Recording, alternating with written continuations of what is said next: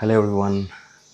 మనము మన గార్డెన్లో తెంపుకున్న వంకాయలతోటి గుంటూరు స్పెషల్ బజ్జీలు చూద్దాం ఎట్లా వస్తుందో. Let's go. ఫస్ట్ మనము శనగపిండి వేసుకుందాం. నెక్స్ట్ కొద్దిగా బియ్యం పిండి లైక్ హాఫ్ కప్. నెక్స్ట్ కొద్దిగానే సోడా, ఇట్లా కొద్దిగా వామ్ కూడా వేసుకుందాం. నెక్స్ట్ కొద్దిగా ఉప్పు కూడా వేసుకుందాం మనం కావాల్సినంత. నెక్స్ట్ మనము నీళ్ళు పోసుకునే ముందు అంతా మంచిగా కలుపుకుందాం. కొన్ని నీళ్ళు పోసుకుందాం, మంచిగా కలుపుకుందాం. మనము వంకాయ లోపలికి స్టఫింగ్ చేసుకుందాం చిన్న జాలు. నెక్స్ట్ కొద్దిగా చింతపండు, నెక్స్ట్ వైట్ కలర్ నువ్వులు. సో ఇవన్నీ దీంట్లో వేసేసుకొని గ్రైండ్ చేసేసుకుందాం. నెక్స్ట్ మనము కావాల్సినంత ఉప్పు, కారం వేసుకుందాం. సో స్టఫింగ్ స్పైసీ కావాలంటే మనం వేసుకోవచ్చు మన ఇష్టం బట్టి.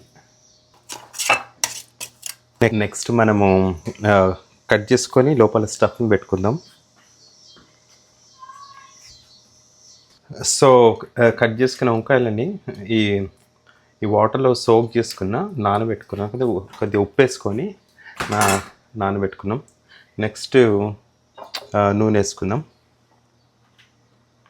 సో కాగిన తర్వాత ఒక 50% నూనెలో వేయించుకుందాము. వేయించుకున్నాక పక్కన పెట్టుకుందాం. సో ఆయిల్ మంచిగా వేడెక్కింది. సో వాటర్ దాంట్లో వాడి మళ్ళీ అది పైకి ఎగరకుండా మంచిగా జాగ్రత్త తీసుకుందాం. వేగినట్టున్నాయి 50%. సో తీసేసుకుందాం. నెక్స్ట్ మనము స్టఫింగ్ పెట్టుకుందాం. ఇందులో మంచిగా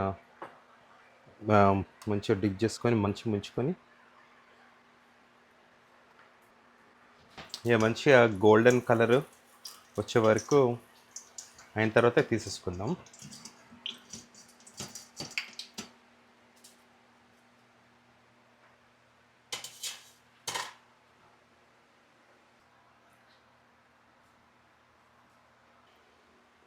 నాకేమో చాట్ పౌడర్ ఇష్టము.